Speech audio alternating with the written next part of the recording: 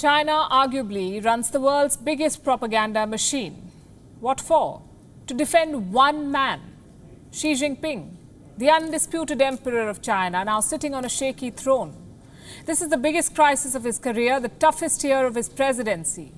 Xi Jinping overplayed his hand. He was facing global scrutiny. He opened multiple battlefronts, and then he picked a fight with India out of the blue. What did he gain? Nothing.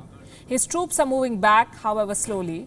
What did he lose? A lot. I can list 4 things right away. 1, a potential ally in India. 2, India's market and consumers. 3, the world's support or whatever was left of it. And 4, PLA soldiers. China may not admit it, but there's enough to believe that their casualties were high. Unfortunately, China does not value life. Not even the life of the soldiers who sacrificed it for their country. They've got no tributes. Not even an acknowledgement that they died fighting. Now let me dwell on the losses a bit. First, the diplomatic relationship. Xi Jinping has dumped the Wuhan spirit, the so-called confidence-building measures with India, the progress from Mamallapuram. With the clash in Galwan, he has burnt bridges with India and undone all the progress made in the last 2 years. He has lost a potential ally in India. Second, Chinese businesses are losing access to one of the largest markets in the world. Chinese products had a free run in India until now. But now they are under scrutiny and the subject of boycott calls. Last year, the value of India's imports from China crossed $70 billion. 70. A large chunk of this could now go away.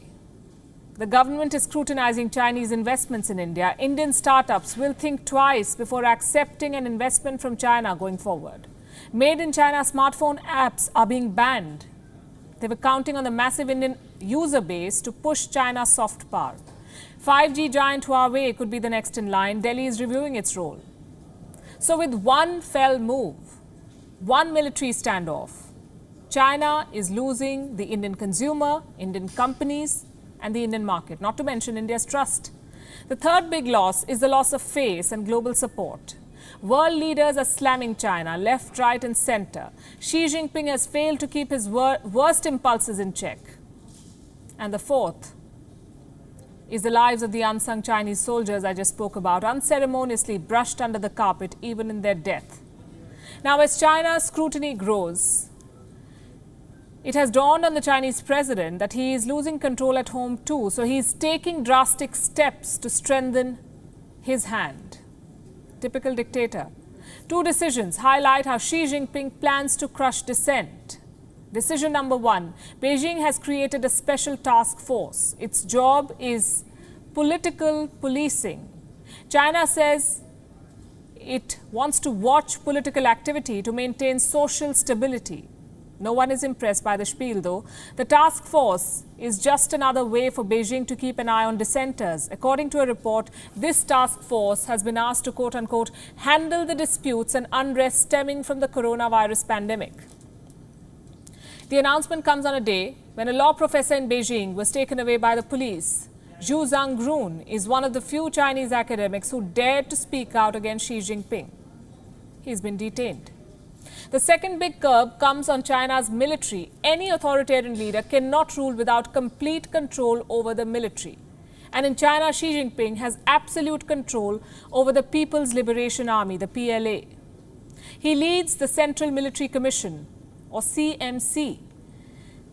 This is the top decision-making body for China's defense forces, and now Xi Jinping wants greater controls over the PLA. Last month, China had placed the military reserve forces under a centralized and unified command of the Communist Party and the CMC, which means the reserve forces now report to Xi Jinping directly.